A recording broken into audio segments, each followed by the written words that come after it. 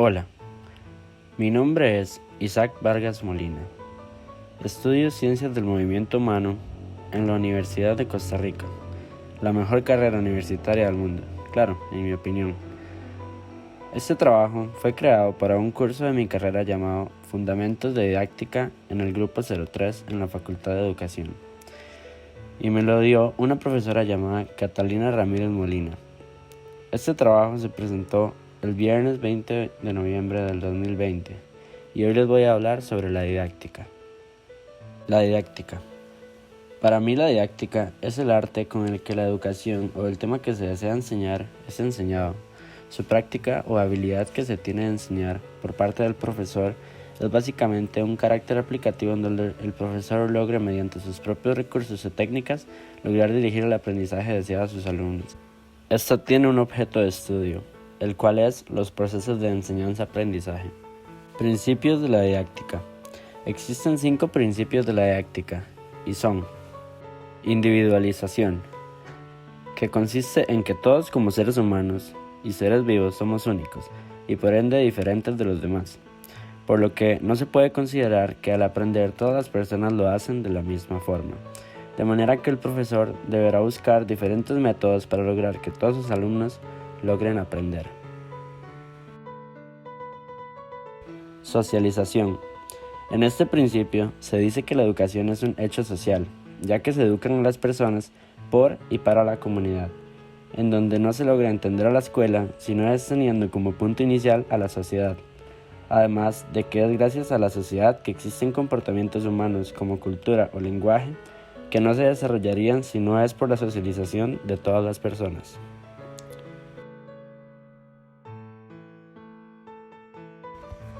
Autonomía. En este principio, el ser autónomo significa que uno como persona tiene la capacidad y es libre de tomar sus propias decisiones, de manera que la educación busca la autonomía en las personas, construyendo personas libres o bien autónomas, que tengan la posibilidad de perfeccionar su vida por medio de sus decisiones o elecciones que tomen al realizar alguna acción. Actividad. Es un principio muy cierto, el cual dice que para que exista un proceso de enseñanza-aprendizaje, debe existir una voluntad propia del alumno en aprender. Para que un alumno logre conseguir un verdadero aprendizaje, debe querer aprenderlo y además debe experimentar por su propia cuenta.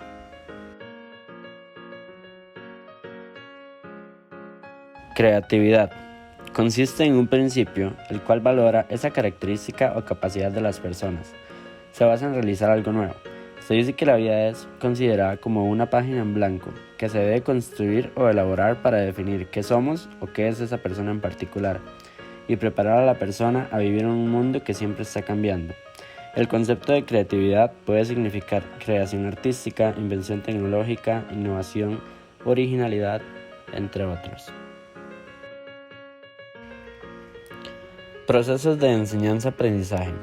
Existen varios procesos de enseñanza-aprendizaje, los cuales son: la enseñanza. La enseñanza es la actividad que se realiza para orientar el aprendizaje.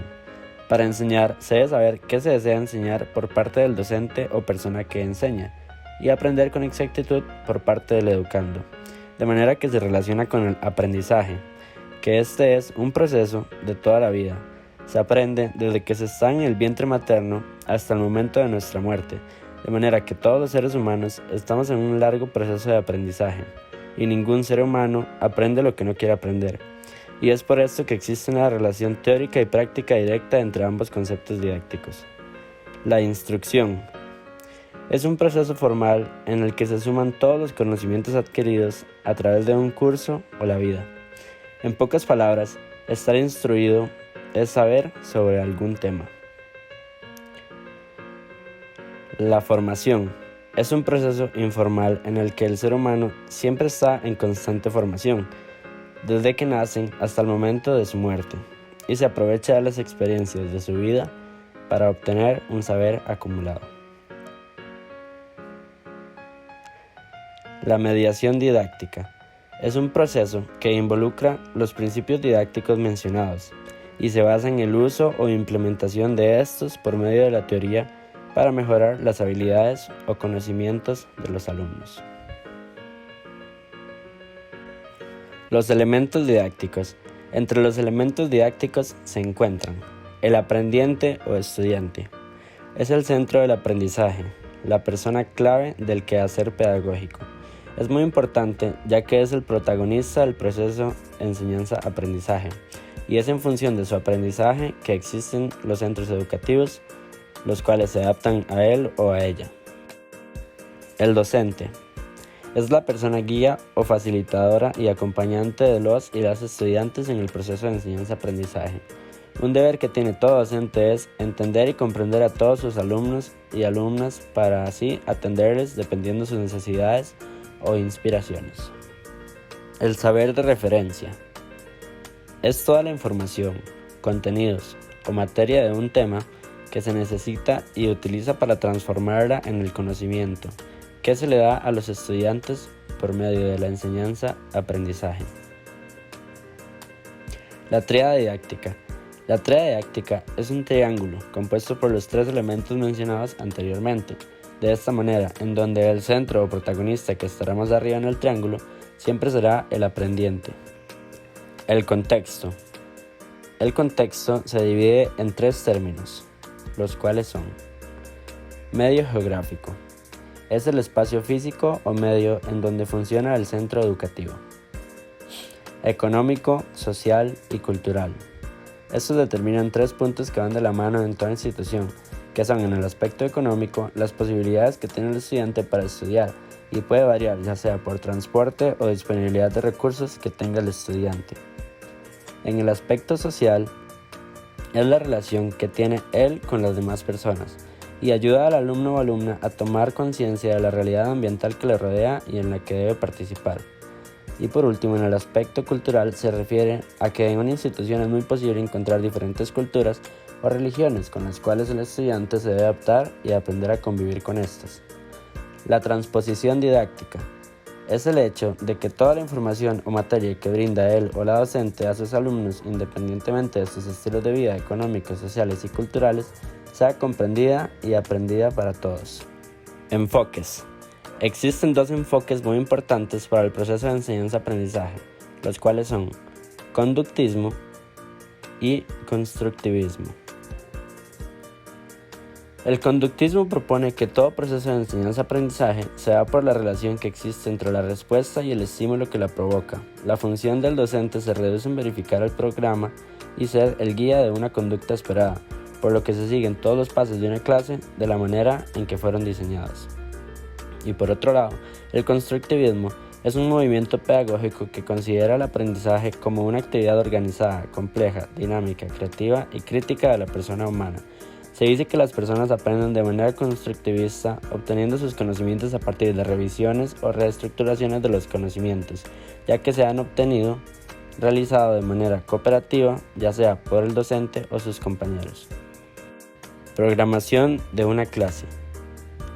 Al programar una clase, debemos tomar en cuenta ciertas preguntas como: ¿qué es programar una clase? Programar una clase es la idea de darse a la tarea de enseñar, buscar soluciones y planificar, con sus diferentes componentes, ya sean las unidades, un objetivo en específico y los propósitos, los cuales serán la base para programar la clase. ¿Qué se requiere para programar una clase? Para programar una clase se requiere tener claro el contenido de la clase, qué se desea enseñar, plantear los objetivos de la clase, definir de qué manera se desea enseñar y realizar la clase, ya sean las diferentes actividades, hora de inicio y cierre, tiempo esperado por actividad, cantidad de personas que asistirán a la lección y los diferentes materiales que se van a utilizar. ¿Por qué es importante planificar la clase? Programar una clase es muy importante porque nos ayuda como profesores a llevar un orden y organización de la clase correcto, además de que funciona como guía en la distribución del tiempo en el caso de que se extenga alguna actividad. Programación de una clase tradicional y no tradicional. Sobre las diferentes maneras de programar, ya sea tradicional o no tradicional, aprendí que la manera tradicional es un tipo de programación muy cuadrada y de cierta manera antigua, en donde no se abre a nuevas opciones de enseñanza, por lo cual es muy cerrada.